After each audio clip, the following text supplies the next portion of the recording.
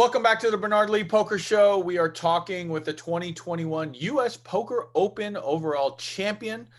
He won 3 events and took home the crown, and took home this crown back to back, because in 2019 he won it as well, as he won the $100,000 main event and overtook Sean Winter, who ironically was a runner-up in the overall standings again this year. But welcome back to the show, David Peters. And David, you come back. You had mentioned you flew in just for this back from Mexico, right? Yeah. I was enjoying being in Mexico. Didn't really want to leave, but I was excited for the USPO, and so I didn't want to miss this. So yeah, I got back. I think the day before it started. Is the plan to stay here for a while? Any plans on going back? Because obviously GG Poker is going to be having some online WSOP bracelet events as well. What's kind of the plan? I'm not positive. I think I'm going to be here for a little bit, and then I think I'm going to do some traveling. I'll probably go back to Mexico for the GG series. Maybe I'll play the Florida series before then, and then maybe Mexico after. I'm not really sure yet, but yeah, I'm pretty sure I'll be playing a lot of that GG series in Mexico. So you come back for the USPO, come back to kind of home base. You obviously have talked about how much you love the Poker Go studio. Just so people put in perspective, a lot of people see the Poker Go studio on Poker Go, and they see that main table with the big screen in the background. But overall, it's a fairly small room. There's only 4 tables on each side of that main table, a few tables. And overall, there's only about 9-10 tables in the whole area. So it's a very nice setting, very comfortable. Tables are really far apart relative to what everyone is accustomed to. And right outside the aria, like you said, food, drink, all that kind of there. A great place to play. You play in the early events. Nothing really spectacular leading up to event number 7, right? I mean, I think you had a cash, but nothing really incredible, right? Yeah, it was a rough start. Couldn't really get much going. Yeah, so the first few events, yeah, no cashes, and yeah, I was able to kind of turn it around. But yeah, it was off to a rough start. Anything like mentally going into that? Like, did you feel like you were ready because you had played so much online?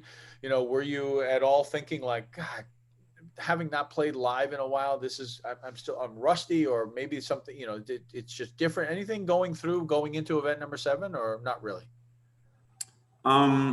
No, I felt comfortable. Maybe like the first orbit or first few hands of coming back to live poker, maybe shake the rust off a little bit. But no, I kind of just felt, yeah, I felt good. I have been playing so much poker for the last year and a half. Anyway, so now I felt comfortable on my game, and I had a couple. I had big stacks in a couple of the first events, and just took a really brutal, like, kind of chip lead, bad beat type spot. So, but no, so it felt good to like build big stacks and kind of put myself in good positions. So, fortunately, it eventually turned around. You play in event number 7. It actually becomes the record-breaking, the new festival attendance record of 99 entries, so creating a prize pool just under just under $1 million.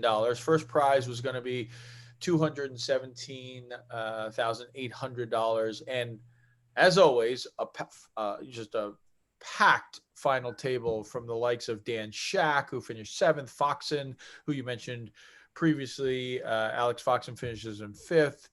Andrew Lucky Chewy Lichtenberg finished in 3rd. Jared Jaffrey finishes runner-up. How did that event go? Was it pretty much a smooth ride all the way, or were there moments? No, I think there's a lot of up and downs. I think I built a nice lead and kind of was in a good position to where I could kind of push my chips around a bit. So it was up and down, but I think towards the middle, and I was able to build a nice lead, and that made things easier. Yeah, yeah. I mean, it's funny, like you said, you hadn't played live in so long. I'm sure you hadn't seen a lot of these guys in that time frame as well. And so, anybody, their games changed just a little bit. Maybe they did some of their own studying, or stuff that they've done online. Anybody do anything interesting or unique that you were like, oh, I didn't expect that out of them?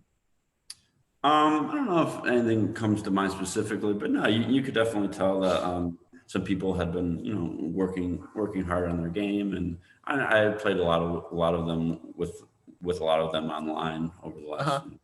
So kind of you have a good idea of what to expect, but yeah, you could definitely tell that people spent the quarantine working on their game and getting better.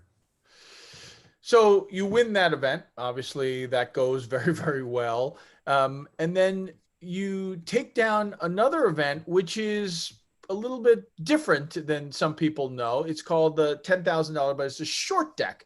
Can you describe a little bit of the show? Only 27 entries in this. Carrie Cass finished third. Ali Imserovic finishes in second. You take it for 124,000. Talk to the people about the game. I know some people have heard about it, some people know about it, but the rules are a little bit different and a little unique. Can you, in a nutshell, kind of describe the game? Yeah, so it's different than normal no limit. So everyone antes, and the button puts two antes out there, and then the action starts to the left of the button. So it's a different dynamic, because now you're getting much better odds to limp in and see and try and see him flop. But yeah, it's yeah. So obviously there's no twos through fives in the deck, so it makes for a lot more action. There's a lot more, you connect with the board a lot more often. You have way less, really trashy hands. Right. So there's a lot more, yeah, a lot more possibilities. I think it maybe makes it more fun for people, that because sometimes people might get bored if they just constantly get 7-2 off, or they constantly just don't flop a pair or don't flop a draw or anything. So it's kind of one of those games where there's a lot of options, and it's also a game where you're not too far behind a lot. So even if you get in versus the guy's aces, you're going to get there quite often. So yeah, so I think that makes it fun for some people, and at the same time it can be frustrating, because like Right. if you do get in with aces and they have 10-9 offsuit, it's like they're gonna get there a lot. So Right. Right. Right. you have to know that going in, that and there's going to be a lot of bad beats, and there's going to be it's a high variance game. So There's one unique switch to it, in the sense of that flushes beat full houses, right? yeah. So flush, it's much harder to make a flush in this game. So because of that, they rank that higher than full houses. Right. Right. Because there's obviously less cards of that suit, with no 2 through 5s in the deck. Yeah. Right. Yeah, Right. Right. you don't see too many flushes. Really interesting. Yeah. Yeah. I don't. I played it once, and I didn't. It's definitely one of those games where you just have to play it a good amount. So I understand that it's just different, and I just don't play it much. Yeah. You, speaking of playing other games, talking about the mixed deck and talking about a little bit of PLO, but you don't play much other mixed games beside these, right? No, I never really got into it much.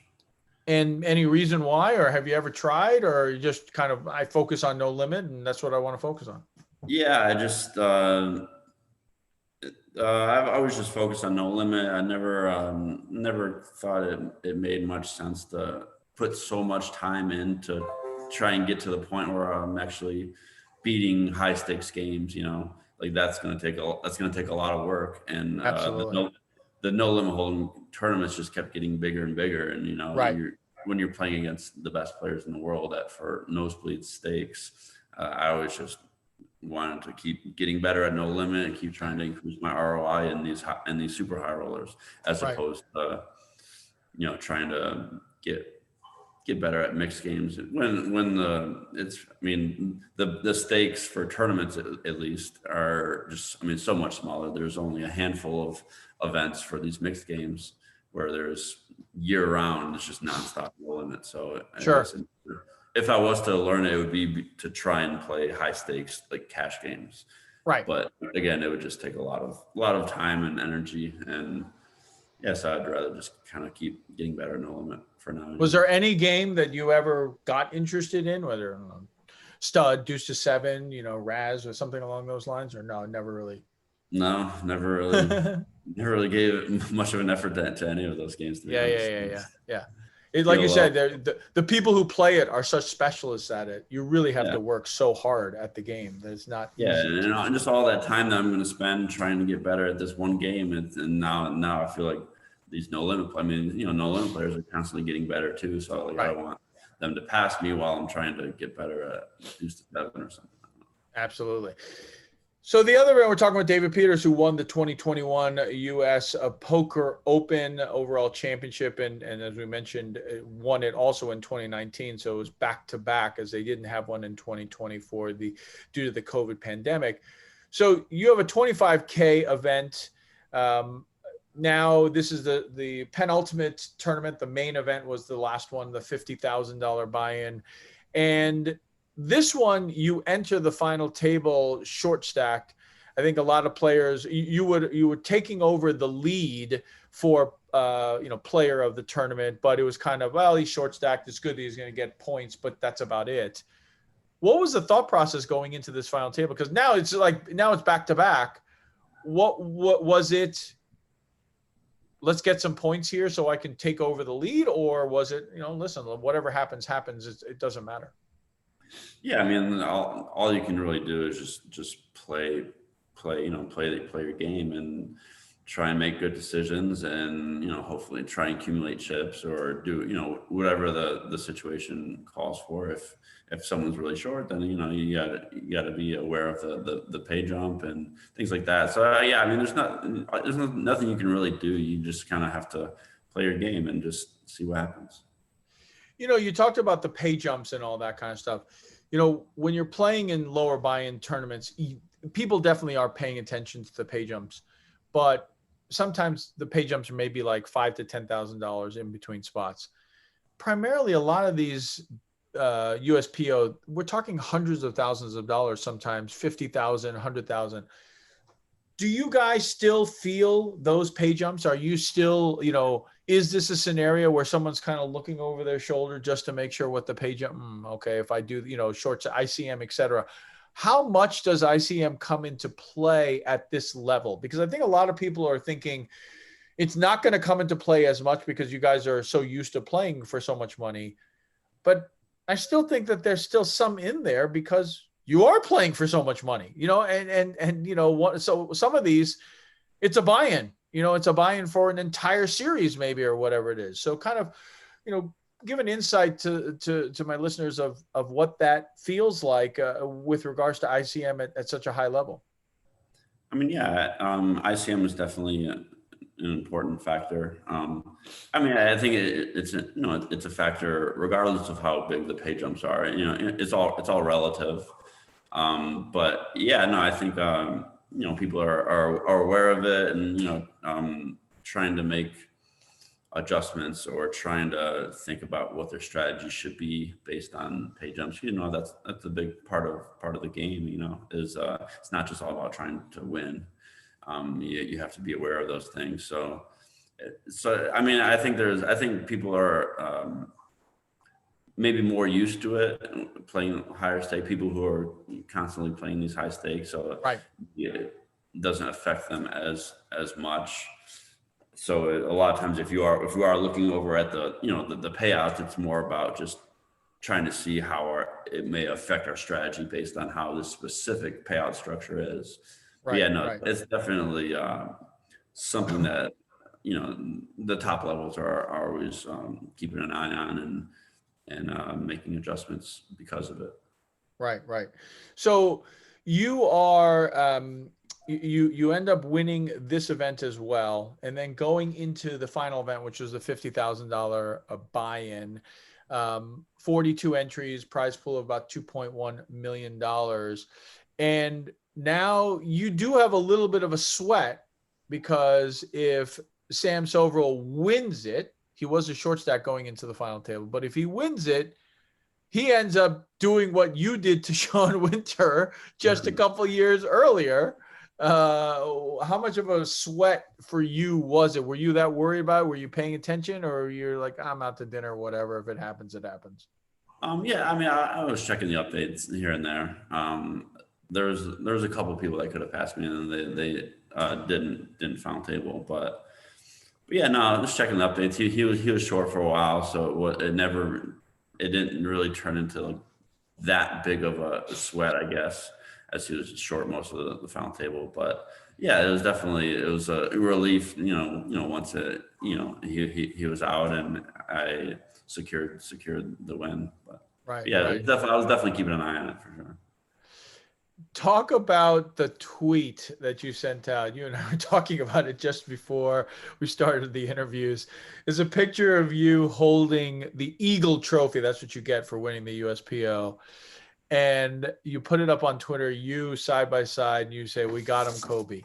And there's a picture of Kobe holding the NBA trophy, and it's, you matched it up so much so, like, with the wine, the towel, the shorts, it's everything. It was hysterical to kind of see the similarities of what you did. You must have put a good amount of work into this thing. This wasn't just this spur of the moment kind of thing. How did that come about? I'd always liked that picture of him. I just thought that was a cool one, and I was like, oh, maybe I'll replicate this and try and do the same, and thought that would be pretty funny. So I was like, yeah, I didn't have any champagne at my place, so it's a little different. I just grabbed a wine bottle instead. Right. I thought you might put like white tape on your knee, like right around the athletic tape. I was Around your knee. go too far. Come on, you got to go all out. Yeah. Yeah, I was like, all right, I'm not gonna let you, but yeah, no, I just grabbed the wine bottle, the towel, and just took some pictures. But yeah, I thought it was pretty fun. Yeah, for people who want to see that, go to his Twitter at dpeterspoker17, and you can see it. It's I love it. I love the picture. I saw it online and love the kind of replication. Again, congrats on winning 2021 the USPO. We talked a little bit about what your thoughts were traveling wise. What is kind of the next goals for David Peters? I mean, you are right now two-time bracelet winner, two-time USPO overall champion, $34.5 million, seventh all-time on the list of all-time money earners. Is it becoming all-time money earner? Is it more bracelets? Is it maybe triple crown? You don't have a WPT, you don't have an EPT. What's kind of on your mindset over the next 6 to 12 months? What's kind of your goals when you get out there and start traveling again? I guess I don't know if I have like specific goal. I mean, yeah, there are things like, like winning a WPT, winning an EPT main event. Those are things that I would like to, it would be nice to do at some point, but at the same time, I'm not going to have it affect my travel schedule or my life. I'm going to kind of just do what makes sense for me at the time. And, but yeah, no, becoming all-time money winner, that would be really cool. And, that would be a goal of mine, but same thing, I'm going to still just live my life and, do what makes sense. And then kind of just, whatever ends up happening, if I, am able to go on a big run and do well in some big tournaments and overtake that someday, that would be great. But I'm not going to like obsess about it or like, I don't know, do too much to try and like go for it, I guess. I'm gonna kind of just see what happens, and yeah, hopefully have some more wins along the way, and just not worry too much about it. Let's put it in perspective. At the time of this interview in the summer of 2021, Bryn Kenny and Justin Bonomo both have over $50 million in all-time. Daniel Negreanu has over 40 million. And, there's still a good number. It's still a lot for you to overtake. And it's also tough too, because if the 1 million for one drop ever comes back, that winner just shoots up the ranks so quickly. Somebody who's like in 20th or, whatever place suddenly overtakes you. And it's kind of, I don't want to say unfair, but because it's such a big buy-in, like that happens. So that's always a tough one to kind of maintain because it can switch so quickly. Yeah, the $1 million buy-ins make it interesting because you just win so much. Right. I don't know. I mean, no way to. I mean, there's nothing you can really do about it. It kind of just is what it is. But yeah, so that makes it, makes it tougher. Makes it at the same time, it also makes it easier. Gives you a chance to win and shoot up there. But yeah, it's going to be tough to catch, Justin or Bren anytime soon without a really big win like that, I guess. Right. So you are obviously mindset and focus so much on poker. What do you do in the off time? What is your fun? Like when you're down in Mexico, when you're down here, what is the fun for you? Yeah, I was going to the beach a lot. I like just kind of hanging out with friends, like to go out, go to some bars and restaurants and yeah, kind of just explore the area, there's some really nice islands near Playa. And so just kind of see some of these nice beaches and these great views. And yeah, kind of just like hanging out with friends. Yeah, a lot of playing sports. I've been watching a lot of these NBA playoffs and enjoying that, watching some of these, the Golden Knights playoff run. And so, yeah, I kind of just enjoy doing stuff like that, I guess. Yeah. Well, and obviously right now around this time with regards to the Golden Knights doing so well, it must be electric in Vegas when they start doing well. Obviously they had their incredible run in their inaugural year, and now they're having another one in 2021. Being that Vegas hasn't had pro sports in a while, there must be some specific energy behind it, because you see the crowds in at the stadium, and it's just amazing. Oh yeah, it's cool to see like how how great the energy, how much excitement is around it, and yeah, it just makes Vegas, it makes it a more enjoyable place to be. Everyone's having a good time, and yeah, I'm gonna have to get out to one of those games, but yeah, it's really cool to see. You weren't there during, well, I guess you were there at the beginning, right? So were you there at the beginning when literally the strip was shut down? That must have just been unbelievable if you were there. Yeah, I think I was there at some point. I just wasn't even going to the strip or anything. So I was just kind of staying inside. But yeah, no, it was weird to see pictures and weird to see like videos of just completely empty strips. So that was kind of wild. But I hear people that were either biking or running down the strip and like all barricades and all the lights out. That just must have been an unbelievable scene, from what we know of Vegas, of just 24/7 lights to just pitch black. It just must have been unbelievable. What an unbelievable scene that must have been. Yeah, that's pretty wild. I didn't actually go down there, but yeah, it's pretty pretty crazy to see. And probably never gonna happen again type thing where the strip is empty. So right. So have you heard, are there any plans over in Europe or Asia for any big high roller events coming up in the next 6 to 9 months? They're having talks about a high roller series in Cyprus. I guess it's not 100% sure yet. I think that's late August. So I believe I'll be doing that if that doesn't end up happening. Yeah. But yeah, aside from that, I think I'll do the Florida series. That's early August. Right. And yeah, I don't know if I have anything else planned as far as live tournaments. I don't know if many things have really been announced yet. Right. Well, the World Series just announced its schedule just a little while back, and now it's official that they will have a huge $250,000 super high roller, no limit, and then 100,000 about a few days later. That must be exciting to be able to do this and also be playing for a bracelet.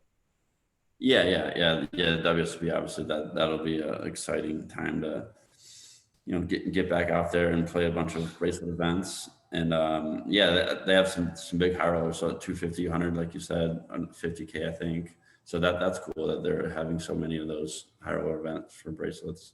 But yeah, so it should be an exciting time. I think Poker Masters is actually in September, Right. right leading up to WSOP.